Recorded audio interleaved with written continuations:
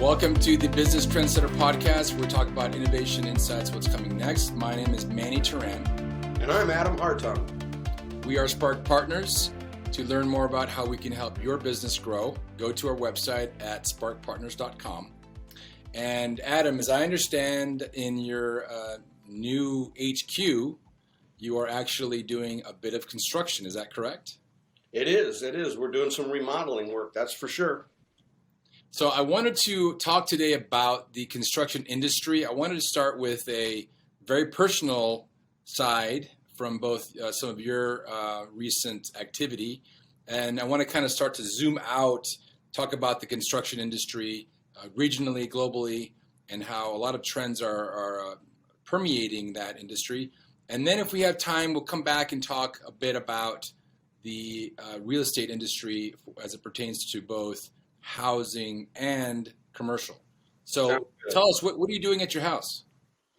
Well, what I did was I bought another house that I wanted to start to use, and it was not configured with offices. So what I'm having to do is reconfigure the house to install a couple of offices in it. It's what I'm going through now. As everyone knows, we've been just ending a pandemic, and there is, at this time, it's difficult to get people to come in and do things, and and costs of materials are high. Yeah, so I'm in my facility here in Tucson. I share space with a number of other companies, and one of those companies we actually interviewed a number of weeks ago, which is the Desert Pearl Mushrooms, and they are building a couple new grow facilities. And I remember talking to them at one time about the cost of the lumber, the materials was just through the roof. Whereas a 2x4 was, we'll say $5, they were having to pay $11, $12, $13 or more for what was, a pretty acceptable rate. It was now just outrageous. So I read in the news that things are calming down, but, materials is one thing, but then finding the right people to do the work is also very, very hard to find. Did you find any issues with that? Yeah, and I think for our listeners, this is a good time where we can try to isolate the difference between a trend and a fad or a bubble, okay? So if we look at what the long-term trends are, people are I'm astonished just now sort of getting used to the notion of very, very low interest rates. We had runaway inflation back in the 1970s and early 1980s. Prices were going up 20% a year in some instances. And it caused a lot of people that are my age and older, but even a bit younger, to have this absolute paranoia about inflation, about the idea that a dollar could be worth nothing, because they remember that experience. Then it reminds me of my parents, who had the same idea. They were always waiting for the next Great Depression to come along, because they had been through the Great Depression. So their whole lives, they were waiting for that to occur again. And that's the wrong way to look at things, because what you're doing is you're looking in the rearview mirror and then trying to figure out what the future looks like. The reality is that the way the Federal Reserve operates today and the way we govern the money supply, things have changed remarkably from what they were in the 1970s. And as a result, the concept that we'd have this runaway inflation is really not very relevant. But now people are scared to death we'll go from zero inflation to 3 or 4 or 5%, like that's horrible. When actually, if you got 2 to 5% inflation rates, it's good for the economy. It helps with expansion. So that's the first thing, is that people, kind of haven't been looking at where the trend is. And the trend is really that we'll probably continue to have interest rates at 5% or below for the foreseeable future. That's the trend. And it's understanding that that's what's happening, not that we're going to get another runaway inflation. As a result, now people are taking on more debt.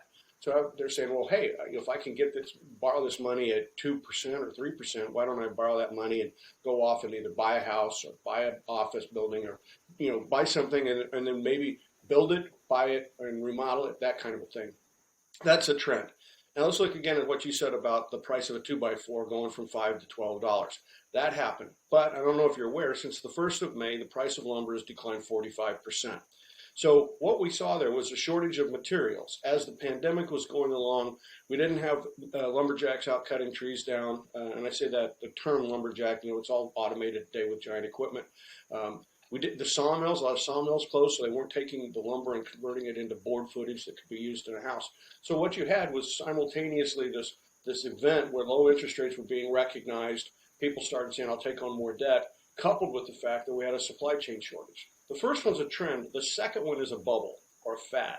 Because once these facilities come back online, we'll be cutting down the trees. We'll have the 2x4. Same thing with your metal materials. Same thing. A lot of the mines started to either shut down, slow down. Refinery operations slow down. Steel making operations slow down or stop. Supply chains for moving that product around slow down or stop. So what we have is a bubble in that case. Now, what that should indicate to you is that if you need something done today, you do it today, but it's going to cost more than it'll cost in a year. There's just no doubt about it that in a year we'll be in a better position. And then the third thing I want to address is labor. So ever since I was a child, we've had parents telling their children, you need to go get a college degree. You don't find very many people with a college degree deciding they'll be a carpenter or a plumber or an electrician. They don't go into the trades. Where the trades were once considered really phenomenal. I mean, it was an honor to go through the apprentice program. It often took 4 years to become an apprentice, to go from an apprentice to a journeyman carpenter or a journeyman brick mason. That we thought was great back in the 50s and 60s. But as we get into the 70s and 80s, people are not saying, oh, I'm really proud of my son, the plumber, or I'm proud of my son, the electrician. And so what we see is a diminution of those sorts of work. And that's really a terrible thing, but it was the trend. Right? It was the trend. So now we reach this point where we're in the year 2021, and we haven't been encouraging people to go into the trades. For many years, certainly up to the year 2000, we used to have these what we called vocational technical schools. So if you were in high school, you could say, I'll get a high school degree in 5 years instead of 4, and I'll be taking half of the day, I'll be taking classes, and half the day I'll be learning to be a welder. I'll be learning how to be a carpenter. And so you're actually learning the trades in the school. We wiped that out. We got into the 80s and 90s, and we did away with vocational technical education. We stopped funding it because we wanted everybody to go to college. So now we left people, you have to finish high school. Now you got to get into an apprenticeship program. That's often very difficult. It's controlled by the unions. There's a lot of bias there. A lot of times they don't want women, for example, or they might, some places they've said, our union is mostly Eastern Europeans, and it's hard to get in there if you're Native American, hard to get in there if you're a person of color. So now we have this other trend, which is we have a shortage of these workers. So we have a demand that's coming along, and that demand's liable to continue to be fairly strong in terms of people wanting to get this done because interest rates will be low. But we also have a trend, which is that we have insufficient numbers of people that are in these trades that are able to do the work. So again, it kind of leads to this issue of delay. And then let me just cap it off and hand it back to you. It also means that you need to start thinking creatively if you want to go get things done. So instead of saying, I'm going to go pour a concrete slab or pour a foundation and stick build, as we call it, a building, you have to start thinking more creatively, like containers. Can I get, could you build a container facility for your, for as a garage or as your next home or as some part of your house, if you wanted a separate dwelling unit or a casita or something like that, could use a container, because now what happens is it's a different process, right? You're taking something out there that's not got a lot of use right now. There's a lot of excess containers and somebody converts it into something you could use. Now you've gone past that problem that you have with the trend in terms of the bubble with insufficient short-term supplies and the trend of insufficient labor in order to come in and build things. So, doing casita homes, buying prefab steel buildings that you could construct on site very quickly, those kinds of alternative approaches to construction are something that people really need to be considering, and considering very strongly, because the trends are allowing them to borrow money inexpensively, but getting things done is going to continue to be a challenge. Exactly. And what's interesting to note is that the construction industry as a whole is also part of all these global trends we talk about. The AI and the gig economy and mobility and asynchronous communications, all that. And so I've been reading lots of companies out there that are taking the very almost stodgy construction industry and turning it on its head. You're looking at, there's new materials that are coming out, new startups that are focusing on, like you mentioned, how can we make this much quicker than before? You're getting some folks that are 3D printing homes and parts of the homes. You're getting some Lego block style construction practices. You're also getting some level of organizations that are, and developers that are building homes for rental from the start. So they're no longer looking at building a huge development to sell. they're looking at almost like an expanded version of an apartment complex or a townhouse, if you will. But these are separate single-family dwellings. So that whole industry is being looked at within the threshold of all of these trends we talk about day in, day out. Yeah, and I think what happens is people, as they live their lives, they're not observing that, so they're not thinking about these creative approaches. I've been in situations where I've talked to some people and I said, "Well, have you thought about getting what they call a poured home, where they actually bring in a piece of equipment and it pours concrete in a way that it builds out the structure." And it can happen very, very quickly. And I've seen tapes of this in Germany, for example. And they look at me like, "Where did you get that idea?" And I'll tell them about the YouTube video from Germany. And they're kind of like, "Wow, I never heard about it." And that, again, is living in a world where you see the trends, but you're not thinking about the implication of it. And those creative approaches, like you talked about, Manny, are going to be really important for the end user. And they're also really important for people in the trades, right? If you want to be a builder, like you said, don't think about the classic ways. Like you said, get creative, think about building things for rental, because there are people who do not want the burden of home ownership, right? It does create a lot of maintenance issues. So, think about that. Think about how would you build structures, garages, office buildings, etc. And really you have to start looking at these new creative approaches, which gets to the more difficult part after that, which is, the regulatory bodies. So you've got to get all these things permitted whenever you go to build them. And a lot of times our regulations were set a long time ago. And they were set when often trying to protect the trades, to be honest, like we don't want to have modular housing, or we don't want to have prefab housing. Why? Well, because when that comes in, then the local brick mason or the local carpenter, local plumber, local electrician didn't get to work. It was done somewhere else in a factory and brought in. So these were protectionist measures in a lot of ways, a lot of these permits. Now those permits are getting in the way of the trend. And so what that's going to involve is those of us as voters have to be aware of these things. We have to think about our politicians and how they set the regulations. And we have to start saying, how can we apply pressure to bring the permitting process and the government process along to modern times, so that it is easier to go out and get the construction techniques that are new, like you talked about, or alternative forms of buildings, such as these container buildings. Yes, and as with anything else, any other market, we need to stay focused on the needs of the customers. There are no shortage of customers for housing, for space. Their need might have changed for the kind of space they want or need, but in the end, you're still having a growth in a population and people wanting to have their own space and all that. So for those that are in the construction industry that are listening and watching our podcast, you've got to be creative. You've got to look at satisfying the needs of those customers in new and better ways, which of course is what the core of innovation truly is. And so with that, let's kind of change the perspective slightly, and let's talk again about the real estate market. So whether or not you're building, or if you have a building already, particularly with commercial buildings, I've talked to a few people recently that have shared with me that these are folks that own commercial buildings. And on one hand, they're having a hard time with the retail space, the traditional full window style retail space is, just drive around, look around. You'll see lots of boarded up facilities, and, Sears, former Toys R Us are just boarded up. And eventually they become these spirit Halloween things that come in for a few months. And so for those that are in the industry, you've got to think creatively on how you're going to take that existing space and make it into something that is more than what it was. And then the other side of the conversation is, in some instances, they're full. They've got full capacity when it comes to semiconductor, when it comes to other areas of growth. So how do you see things, Adam, with respect to how these developers and owners of commercial space, what should they be looking at as they try to maintain occupancy and maintain growth in their industry?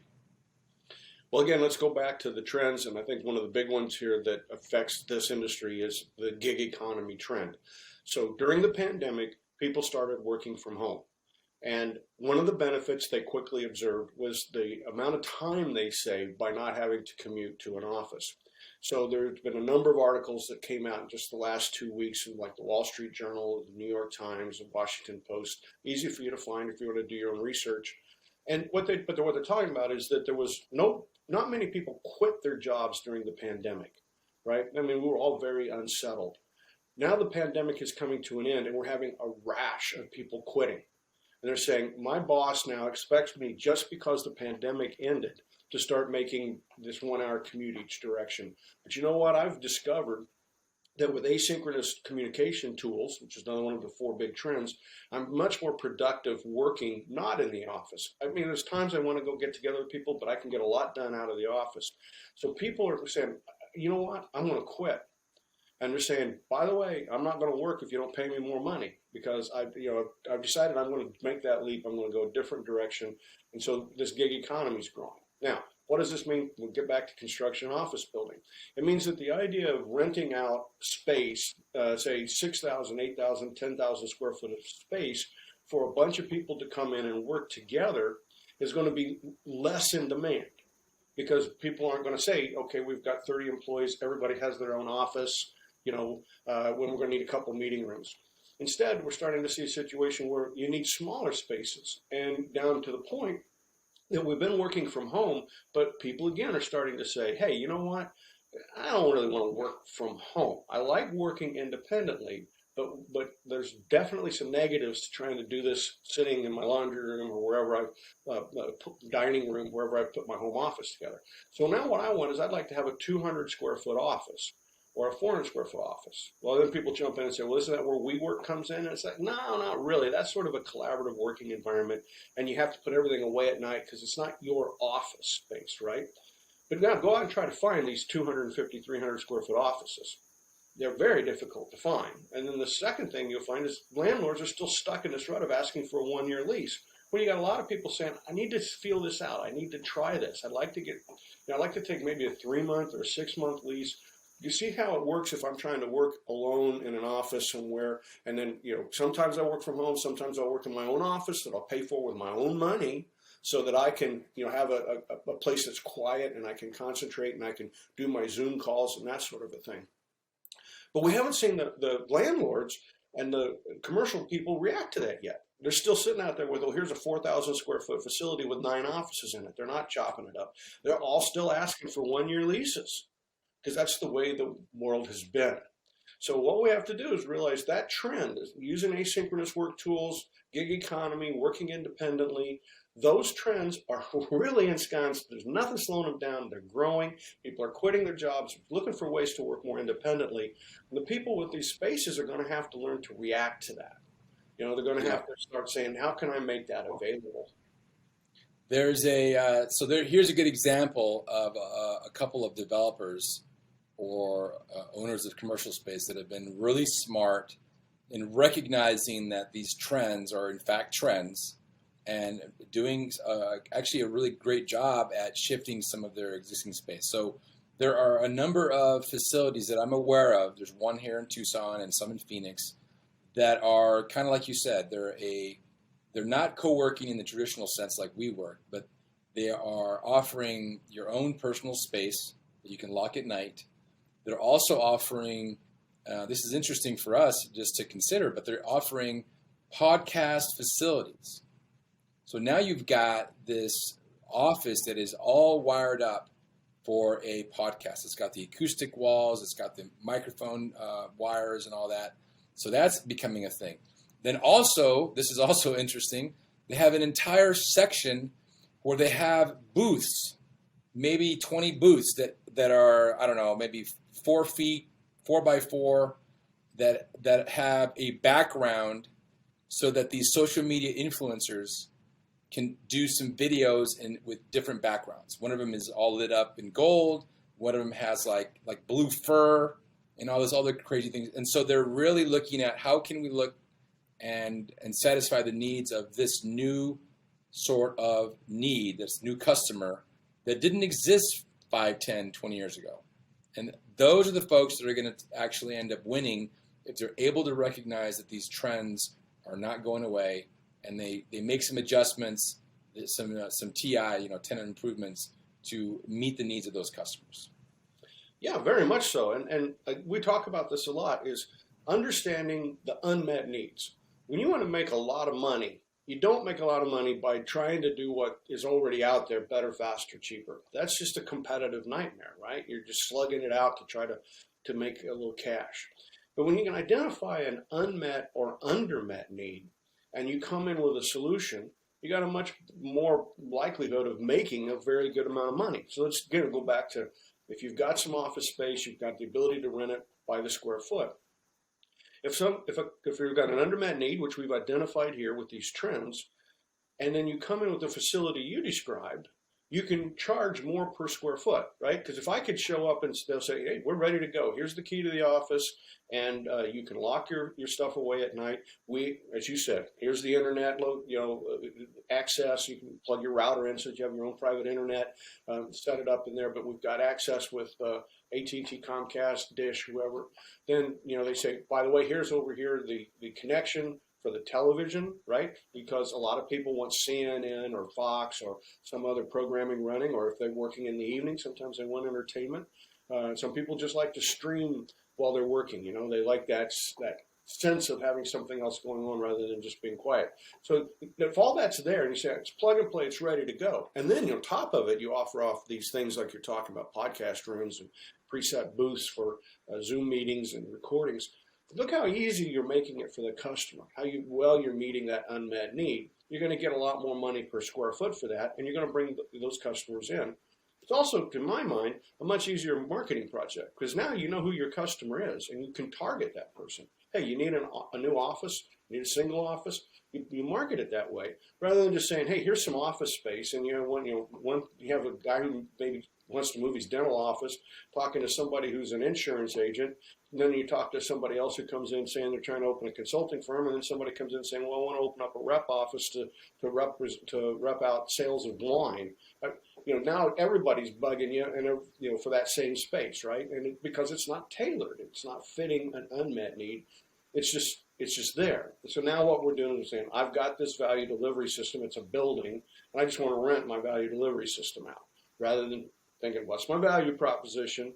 Who are the customers, and how do I meet those unmet needs? So even in something as simple as you said, like real estate in a building, it's not that simple. You really have to really think about, wait a minute, what's my value proposition that I would attract customers? How would I get them in here? And what we're seeing is the pandemic has changed the needs. And you really need to think about that if you're in the real estate business, whether it's residential, retail, or commercial. How have those needs changed? Yeah, and it takes a mode of thinking of looking at these trends. It takes a fair amount of courage to make those moves. I know of some friends of mine opened up a really cool co-working space just south of downtown Tucson called La Suprema, and they offer individual rooms, very small offices. They offer access to a conference room and all these other amenities that we talk about today as being huge. But they created this concept 3 or 4 years ago. And how they did that is they looked at the trends of what's happening. People are interested in the idea of going to an office, having the ability to have the human interaction, having their own space, doing month to month, all the other things we just spoke about. But it happened, and also looking at the demographics and realizing that in Tucson in particular, people really are starting to gravitate towards downtown. So they put all these things together, and then from doing that initial study, they carved out a new business. And as of right now, as I understand, they're full and they're prosperous. So it just takes a little bit of forethought and a little bit of courage. And again, let's talk about retail. America is the most overstored retail in the world, right? We have more square footage of retail space than France or Germany. More square footage per capita retail space than anybody else, often by 2, 3, 4 times more retail office space.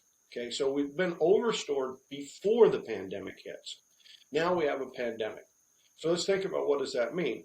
Well, a lot more people are buying stuff from home. Now, let's say it's only 10% of retail. Okay? You say, well, maybe that shouldn't change things. But the reality is it changes it a lot because now you have people who are saying, I need to get some stuff delivered to my house. I want the convenience of having it delivered to my house. So retail, instead of it just being a cash and carry, walk in, pull it off the shelf, walk to the register, pay, we have to be thinking about that it's really, you have to be at least hybrid. You have to be saying, well, yeah, here's my products, and if somebody walks in the store, they can see it, and we can, maybe it's cash and carry. But I need space in order to package things up to send it to people, because I need to be in that e-commerce world simultaneously. The people that kind of survived or got through the pandemic were the ones who said, I'm going to do both. I'm going to try to do as much retail as I can under the conditions that my state allows, but they all had to start to do more e-commerce. So that means now back again to the retail space. Are you configuring the space? Are you helping people have part of that retail area that's not customer accessible, but is designed for, in fact, dealing with the e-commerce situation? And then is there an office space then for your tech people to set in who are going to have to maintain the site, run specials, do marketing? Now you've got to have people that work in the retail store, or work for the retail store, I should say, and they're going to be working at a computer retailing online, doing the e-commerce. So now we say, do you want that person there who they can look and see what our inventory is, do special promotions? So you reconfigure it. You can't just be sitting there saying the same old story with retail that it's always been, because retail isn't where it's always been. And this is actually an awesome segue, Adam, to talk about an event that's happening on July 1st. We're going to offer an opportunity for our viewers and listeners to dial into a free webinar where Adam and I will be discussing, actually answering your questions. It's going to be a rapid-fire Q&A event.